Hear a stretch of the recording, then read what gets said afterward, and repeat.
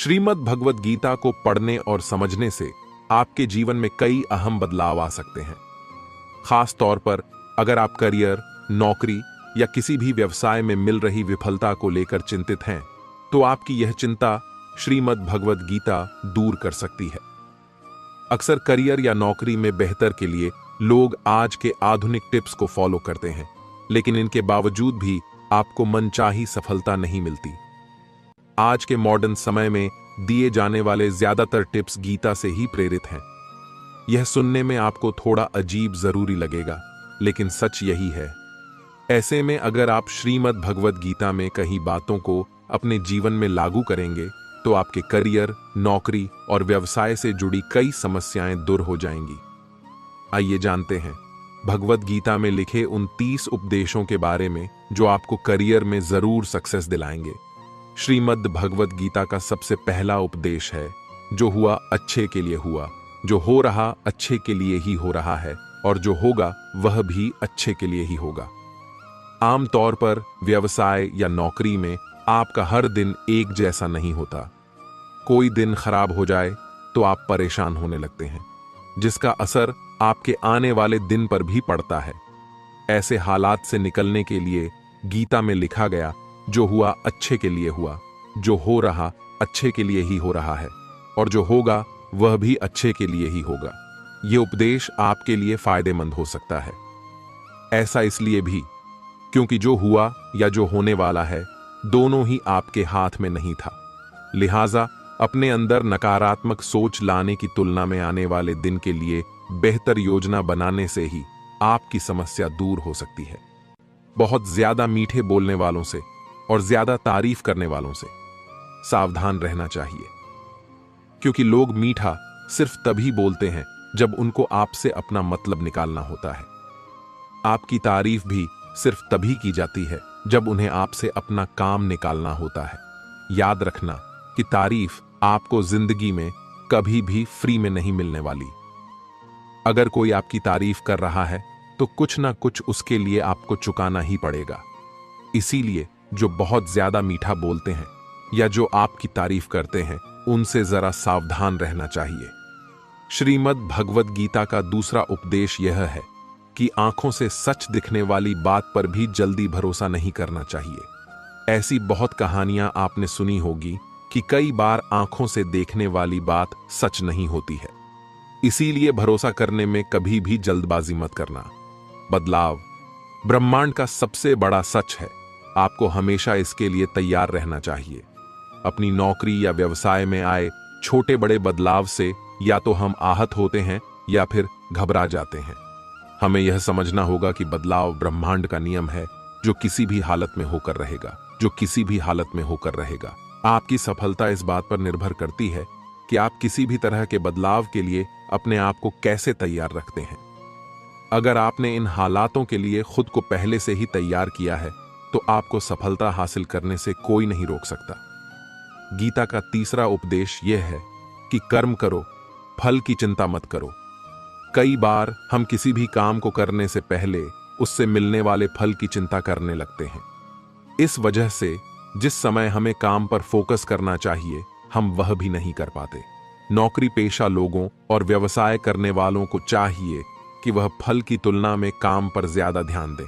अगर आप काम पर ज्यादा फोकस करेंगे तो उसका रिजल्ट भी आपके लिए बेहतर ही होगा। लिहाजा फल की चिंता किए बगैर पहले अपने काम को शिद्दत से करना ज्यादा जरूरी है। हल्की आशा से कर्म करने वाले मनुष्य का मन कभी शांत और संतुष्ट नहीं रहेगा, क्योंकि उसकी लालसा हर नए शिखर पर पहुंचती ही रहेगी। ऐसे में उसका मन कभी संतुष्टि का आनंद नहीं हो पाएगा। जो व्यक्ति फल की अभिलाषा हेतु कर्म करता है, फिर जब उसे उम्मीदों के अनुसार फल प्राप्ति नहीं हो पाती है, तो वह निराश और दुखी हो जाता है। भगवान श्री कृष्ण अर्जुन से कहते हैं, तुम स्वयं को मुझ में समर्पित कर दो, ईश्वर पर भरोसा रखो और निस्वार्थ, निश्चल, निष्पाप और निष्पक्ष होकर बिना फल की अभिलाषा के कर्म करते जाओ। तुम्हारा जीवन सुख और संतुष्टि से भर जाएगा। देखना, दुख कभी तुम्हें छू नहीं पाएगा और मोक्ष की प्राप्ति हो जाएगी। बार बार जन्म लेने वाले अनंत इच्छाएं मनुष्य को अपनी इंद्रियों का गुलाम बना देती है। जब हम दूसरों की चुगली करते हैं तो हमें उसके भाग्य में मिलने वाले दुखों और कष्टों को भी भोगना पड़ जाता है। किसी के प्रति बुरी भावना रखना, बुरा सोचना, ईर्ष्या करना, बुरा बोलना, अपने धर्म और कर्तव्य का पालन ना करने वाले कभी मोक्ष प्राप्त नहीं कर सकते हैं। कर्म अच्छा हुआ तो फल अवश्य मिलेगा और कर्म बुरा हुआ तो दंड भी अवश्य मिलेगा। मैं भूत, वर्तमान और भविष्य में होने वाली प्रत्येक घटना के हर परिणाम को देख सकता हूं। इसलिए परिणाम की चिंता छोड़कर अपने कर्म को निरंतर करते रहो। कर्म अच्छा हो या बुरा, वे तब तक पीछा नहीं छोड़ते जब तक वह कर्म करने वाले को फल की प्राप्ति नहीं हो जाती है। यानी जब तक कर्म करने वाला अपने कर्म के परिणामों को पूर्ण रूप से भोग ना ले, समय से पहले और भाग्य से अधिक कभी किसी को नहीं मिल पाता। सामान्य मनुष्य सदैव सर्वश्रेष्ठ मनुष्य को देखकर, उन्हीं के आदर्शों पर चलकर उन्हीं के जैसा बनने का प्रयास करते हैं। संसार तुम्हें वैसा ही देखेगा जिस मानसिक दृष्टि से तुम संसार को देखते हो। बुरी आदतें, बुरी चीजें और बाहरी सुंदरता के प्रति मनुष्य तब आकर्षित होता है जब वह अपनी इंद्रियों का गुलाम हो जाता है। जिस प्रकार जलते हुए छोटे से दिए की रोशनी से प्रचंड अंधकार भी समाप्त हो जाता है, उसी प्रकार जब आप मन में मौजूद अज्ञानता से भरे अंधकार रूपी कमरे में सकारात्मक सोच का तेल डालकर ध्यान का प्रकाश उजागर करेंगे तो अज्ञानता रूपी समक्ष अंधकार स्वतः ही समाप्त हो जाता है। श्रीमद् भगवद गीता का चौथा उपदेश यह है कि लोगों में अपना सहारा ढूंढना छोड़ दो। सबसे बड़ी आपके मन की यही कमजोरी होती है कि आप दूसरों में सहारा ढूंढते हैं और यही चीज आपको कमजोर बनाती है। यही चीज आपका खुद पर विश्वास खत्म कर देती है। जो लोग सोचते हैं ना कि यह तो मेरा सहारा है, यह तो मुश्किल वक्त में मुझे काम आएगा, वही लोग मुश्किल वक्त में सबसे ज्यादा दुखी और अकेले पड़ जाते हैं। आप सिर्फ ईश्वर को अपना सहारा बनाओ।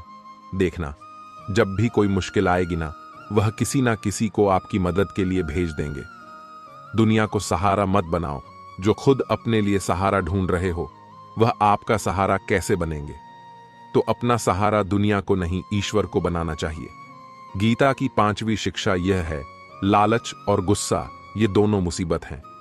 अक्सर अपने कार्य क्षेत्र या व्यवसाय में आपके सामने ऐसे कई मौके आए होंगे जब आपके अंदर लालच या गुस्सा आया होगा। गीता के अनुसार जिस किसी ने इन दोनों चीजों पर नियंत्रण पा लिया, उसे सफल होने से कोई नहीं रोक सकता। लिहाजा आपको चाहिए कि आप अपने कार्य क्षेत्र में इन दोनों चीजों से बचें। अधिक लालच जहां आपका बड़ा नुकसान करा सकता है, वहीं जरूरत से ज्यादा गुस्सा आपको किसी बड़ी मुसीबत में डाल सकता है। क्रोध मनुष्य का सर्वनाश कर देता है। क्रोधी इंसान का कोई मित्र ही नहीं होता। हर इंसान उससे दूर भागता है। उसके सारे रिश्ते समाप्त हो जाते हैं। जो इंसान अपने क्रोध को नहीं संभाल सकता, वह जिंदगी में कुछ भी संभाल नहीं सकता।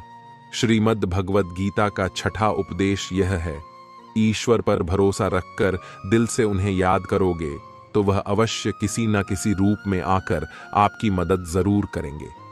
ईश्वर आपकी सुनता है या नहीं, यह आपकी श्रद्धा, विश्वास और आस्था पर निर्भर करता है। किसी का भला करके कभी एहसान ना जताए, अन्यथा वह कर्म शून्य के समान हो जाता है और मिलने वाला यश बेकार हो जाता है। यह सोच करके कभी अभिमान नहीं करना चाहिए कि हमने तो कितने लोगों या जीवों की मदद की है, क्योंकि करने वाला तो स्वयं ईश्वर होते हैं। आप तो मात्र एक जरिया हैं। क्रोध करना व्यर्थ है। यदि क्रोध में आकर आप प्रतिक्रिया दे रहे हैं तो इसका अर्थ है आपको ईश्वर के बनाए कानून यानी कि कर्म पर भरोसा ही नहीं है। मन में शंकाओं को कभी जन्म ना दो। यह शंकाएं मन में गलत फहमियां के पहाड़ बना देती हैं, जिससे जीवन का सुख चैन छीन जाता है। यदि कोई आपके साथ बुरा करता है तो कर्म और समय उसका हिसाब खुद ही कर देगा। उपकार के बजाय परोपकार करें और चिंता की बजाय चिंतन करें। मन को सदैव नियंत्रित करके चले, अन्यथा यह मन आपका सबसे बड़ा शत्रु बनकर आपसे बुरे कर्म करवा सकता है। ज्ञान सदैव बुद्धि से उत्तम व श्रेष्ठ होना चाहिए। इसलिए ज्ञान अर्जित करते रहे और बांटते रहे ताकि दूसरों का जीवन स्वर जाए। एक ही मनुष्य की हमेशा मदद न करें जब तक कि वह स्वयं ही काबिल ना हो जाए। जो व्यक्ति फल की आशा हेतु कर्म करता है वह कर्म से ही बंद कर रह जाता है। कोई भी इंसान जन्म से नहीं बल्कि अपने कर्मों से महान बनता है। दुनिया और लोग वैसे ही नजर आएंगे जैसा तुम देखना चाहोगे। मेरा तेरा छोटा बड़ा अपना पराया अब मन से मिटा दो, फिर सब तुम्हारा है और तुम सबके हो। फल की लालसा छोड़कर निरंतर कर्म करने वाला मनुष्य ही अपने जीवन को सुखद और संतुष्टिदायक बना पाता है। कोई भी दुख तुम्हें तब तक विचलित नहीं कर सकता जब तक तुम इंद्रियों को अपने वश में रखते हो। किसी भी जीव एवं मनुष्य से अत्यधिक लगाव एक दिन दुख का सबसे बड़ा कारण बनता है। जीवन में वही मनुष्य संतुष्ट रह सकता है जो कम से कम में भी खुश है और अधिक पाने या होने की लालसा व उम्मीद नहीं रखता है। आप खाली हाथ आए थे और खाली हाथ ही दुनिया से जाएंगे। किसी चीज से जुड़ाव महसूस करना मानवीय स्वभाव का हिस्सा है, लेकिन कई बार आपका यही जुड़ाव आपके असफल होने की वजह बन जाता है। उदाहरण के तौर पर, अगर आप किसी एक नौकरी या ऑफिस में लंबे समय तक काम करते हैं तो वहां के लोगों से आपका जुड़ाव निश्चित है। लेकिन अगर आपको अपने करियर में तरक्की करनी है तो आपको समय दर समय अपनी नौकरी या काम करने के तरीके में बदलाव करना होगा। बगैर इसके आप खुद को सफल नहीं बना पाएंगे। आपको हमेशा अपने दिमाग में यह रखना चाहिए कि आप इस दुनिया में खाली हाथ ही आए थे और खाली हाथ ही जाएंगे। इसलिए किसी चीज या जगह से जरूरत से ज्यादा लगाव आपके लिए खतरनाक साबित हो सकता है।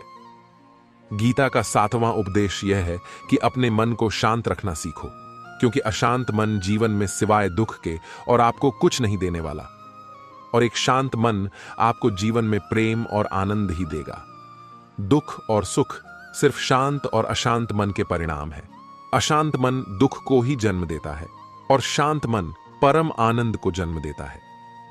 गीता का 8वां उद्देश्य यह है कि किसी से भी हद से ज्यादा लगाव कभी मत रखना।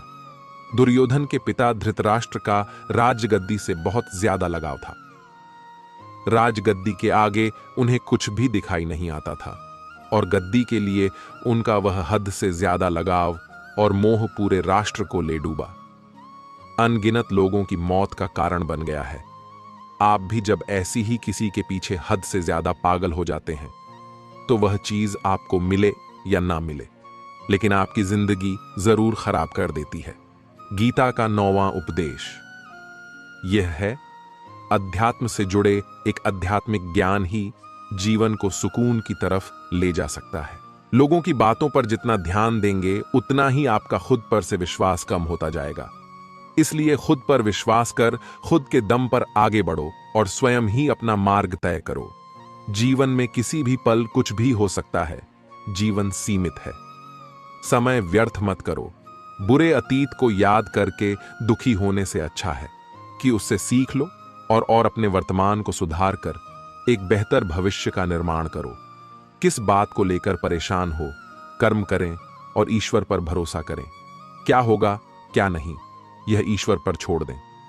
जितना अधिक पुरुषार्थ करोगे, स्वर्ग का मार्ग उतना ही सरल होगा। स्वयं को ईश्वर के चरणों में सौंप दो। नित्य अच्छे कर्म करो और लोगों की भलाई करो और उन्हें सही राह दिखाओ। एक ज्ञानवान व्यक्ति कभी भी कामुक सुख में आनंद नहीं लेता, इसलिए ज्ञानी बनो। जो हो गया वह अच्छा हुआ, जो हो रहा है वह भी अच्छा हो रहा है, और जो होगा वह भी अच्छा ही होगा। वेद पुराण पढ़ने का कोई लाभ नहीं जब तक उसमें कहीं बातों को अपने जीवन में अवतरित ना करें। रावण बुद्धिमान अवश्य था, किंतु ज्ञानी नहीं। उसकी अज्ञानता ने उसे क्रोधी, कामुक और अहंकारी बना दिया, जो उसकी मृत्यु का सबसे बड़ा कारण बना। मैं सभी प्राणियों को एक समान रूप से देखता हूं। मेरे लिए ना कोई कम प्रिय है और ना ही अधिक। वह ज्ञान व्यर्थ है जो सिर्फ तुम तक ही सीमित है। उस ज्ञान का कोई लाभ नहीं जिससे समाज एवं जगत का कल्याण ना किया जा सके। तुम क्यों व्यर्थ में चिंता करते हो? तुम क्यों भयभीत होते हो? कौन तुम्हें मार सकता है? आत्मा ना कभी जन्म लेती है और ना ही इसे कोई मार सकता है। यही जीवन का अंतिम सत्य है। मनुष्य के कर्म ही मनुष्य को ईश्वर के नजदीक ले जाता है या ईश्वर से दूर कर देता है। इसलिए हमेशा अच्छे कर्म ही करें। जब जब इस धरती पर पाप, अहंकार और अधर्म चरम सीमा पर होगा, तब तब उसका विनाश कर धर्म की पुनः स्थापना हेतु मैं अवश्य अवतार लेता हूं। जो दान कर्तव्य समझकर बिना किसी सोच के किसी जरूरतमंद व्यक्ति को दिया जाए, वह दान सात्विक माना जाता है। जिसने मन को जीत लिया है, उसने पहले ही परमात्मा को प्राप्त कर लिया है, क्योंकि उसने शांति प्राप्त कर ली है। ऐसे मनुष्य के मन में सुख दुख, सर्दी गर्मी और मान अपमान का कोई फर्क ही नहीं पड़ेगा। जो विद्वान होते हैं, वह ना तो जीवन के लिए और ना ही मृत के लिए शौक करते हैं। गृहस्थी व समाज में रहकर परोपकार करना और अपने कर्तव्यों को पूरी निष्ठा से ईमानदारी के साथ निभाना, धर्म का पालन करना भी बड़े तप के समान होता है। गीता में ध्यान करने के लिए रोजाना निकाले जाने वाले समय को किसी की सफलता के लिए काफी अहम बताया गया है। गीता के अनुसार अगर आप रोजाना के काम से थोड़ा समय निकालकर कुछ मिनट ध्यान करते हैं, तो यह आपके लिए काफी फायदेमंद होगा। इससे आपके दिमाग को शांत करने और अपने काम को दोबारा से बेहतर तरीके से शुरू करने में खासी मदद मिलेगी। हमारे मानसिक संतुलन के लिए ध्यान बहुत जरूरी है। गीता का 10वां उपदेश है कि इंसान ही आजकल इंसान का दुश्मन हो गया है। चाहे आप बिजनेस में देख लो, चाहे आप रिश्तों में देख लो, किसी भी फील्ड में आप देख लो, इंसान ही इंसान को नुकसान पहुंचा रहा है। इतना प्रतिस्पर्धा बढ़ गया है, कितनी चोरियां बढ़ रही हैं, कितना क्राइम बढ़ गया है। शास्त्रों में जो कलयुग के लक्षण लिखे गए हैं ना, कि एक दिन इंसान ही इंसान को खाएगा, वह समय आ गया है। इंसान ही तो इंसान को खा रहा है, एक दूसरे का बिजनेस खा रहा है, एक दूसरे की नौकरियां खा रहा है, एक दूसरे की जिंदगी की खुशियां खा रहा है। जो दुखी है उसे और दुखी करो, जो खुश है उसे परेशान करो। यही तो हो गया है आजकल। कहने को तो सब इंसान है, लेकिन इंसानियत कहीं दिखती ही नहीं। एक सेठ के घर से एक भिखारी निकल रहा था। उसने उस सेठ से कहा कि मुझे एक गिलास पानी पिला दो, बहुत प्यास लगी है, बहुत दूर से पैदल चलकर आया हूं, मेरे प्राण निकल रहे हैं। तो सेठ बोला कि अभी आदमी नहीं है, आदमी आ जाए तो आपको पानी दे दिया जाएगा। थोड़ी देर बाद उस भिखारी ने सेठ से कहा, आप कृपया करके मुझे एक गिलास पानी पिला दीजिए, मैं चला जाऊंगा, मेरे प्राण निकल रहे हैं और आसपास में किसी का घर भी नहीं दिख रहा। तो उस सेठ ने कहा, मैंने कहा ना कि आदमी आने वाला है, वह आ जाए तो आपको पानी मिल जाएगा। फिर वह भिखारी उस सेठ से कहने लगा कि तुम खुद ही आदमी क्यों नहीं बन जाते, थोड़ी देर के लिए तुम ही आदमी बन जाओ। आजकल यही हो गया है, यहां कोई आदमी बनने को तैयार ही नहीं है। बस लोग एक दूसरे को नोचने में लगे हैं, एक दूसरे का फायदा उठाने में लगे हैं। इसीलिए ही कलयुग को मतलबी युग कहा जाता है कि लोग सिर्फ और सिर्फ एक दूसरे से अपने मतलब से ही जुड़े हुए हैं। गीता का 11वां उपदेश यह है कि जिंदगी में कभी भी खुद को किसी का जरूरतमंद मत बनाओ, क्योंकि जब तक आप किसी के जरूरतमंद नहीं होते, तब तक आपको कोई दुख नहीं पहुंचा सकता, कोई आपका फायदा नहीं उठा सकता। जिस इंसान के आप जरूरतमंद हो जाओगे, वह आपका लाभ उठाना शुरू कर देता है। जिस दिन आपने अपने जीवन को किसी का जरूरतमंद बना दिया, उसी दिन से आपको उसकी गुलामी करनी पड़ती है। औरों की तो छोड़ो, जो लोग अपने नौकरों के, काम वाली भाइयों के जरूरतमंद हो जाते हैं, तो उनका सब कुछ सहना शुरू कर देते हैं, क्योंकि उन्हें पता होता है कि आपका काम उनके बिना चल ही नहीं पाएगा और आप खुद से उतना काम कर नहीं पाएंगे। और दूसरा, कोई आपको मिल नहीं रहा तो उनका आपको परेशान करना शुरू हो जाता है। लेकिन जब उन्हें यह समझ आता है कि आप अपना काम खुद कर सकते हैं, तो आपको दूसरे 1000 ऑप्शन मिल सकते हैं, तो वह चुपचाप अपना काम करेंगे हैं। अब अगर आप कोई ऐसी नौकरी करते हैं जहां आपके बॉस के गलत होते हुए भी उसका टॉर्चर सहते रहते हैं, तो आपको पता होता है कि आप उसके जरूरतमंद हैं और वह उसका पूरा फायदा लेता है। और तो और, जिस घर परिवार में आप रहते हैं, अगर वहां भी आप किसी की जरूरतमंद है, तो वह भी आपको पूरा चूस लेता है, क्योंकि वहां आप 24 घंटे रहते हैं, कहीं और जा ही नहीं सकते हैं। आपके सर पर चढ़कर नाचेगा वह इंसान और आपको पूरी तरह से अपने कंट्रोल में रख लेगा। लोगों को बहुत मजा आता है अपने से कमजोर इंसान को अपने कंट्रोल में रखने में। आप चाहे हजारों के लिए अच्छा करो, चाहे हर वह काम करो जिससे उन्हें खुशी मिले, पर ऐसे लोग आपकी गर्दन को दबाकर रखते हैं। आप में अगर कुछ प्रतिभा है तो आपके पंख ही काट दिए जाएंगे, हर वह कोशिश की जाएगी आपके साथ जिससे आप जिंदगी में कभी आगे ही ना बढ़ पाओ। किसी का जरूरतमंद होना मर जाने से भी बदतर होता है। जरूरतमंद आपको गुलाम बनाकर रख देती है।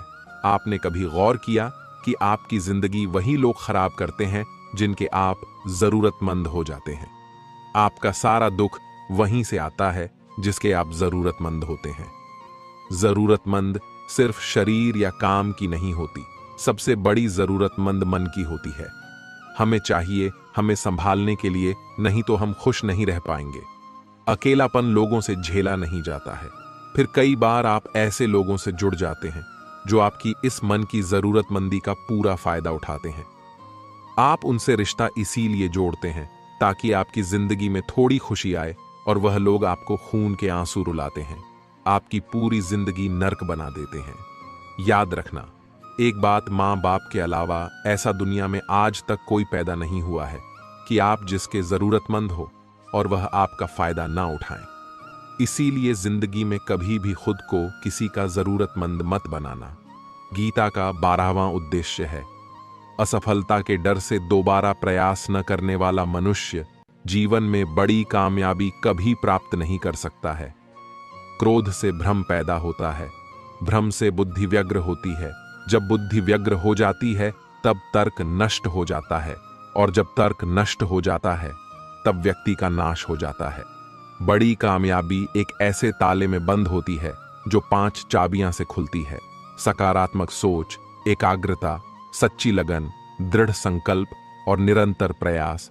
निष्पक्ष और निस्वार्थ भाव से कर्म किए बिना मोक्ष की उम्मीद करना बेकार है। जब भी मनुष्य स्वयं के इंद्रियों के अधीन हो जाता है तो वासना, आलस और लालच जैसी बुरी आदतें मन पर सवार हो जाती हैं। लक्ष्य प्राप्त करने के लिए हमें कर्म में पूर्ण रूप से समर्पण अति आवश्यक है। इसके लिए धन की लालसा मन से निकालकर अपने कर्म पर केंद्रित होना चाहिए। कर्म को लेकर श्री कृष्ण जी कहते हैं, हे अर्जुन, तुम कर्म करने के अधिकारी हो, ना कि उससे मिलने वाले फल के। बिना फल की आशा किए जब कर्म करोगे तभी तुम फल की प्राप्ति के पात्र कहलाओगे। क्रोध सोचने की ताकत को हर लेता है, जिस वजह से सही फैसला ले पाना कठिन हो जाता है। यदि आप कर्म फल प्राप्ति की लालसा हेतु कर रहे हैं तो कर्म कभी आपकी उम्मीदों के अनुसार प्राप्त नहीं होगा।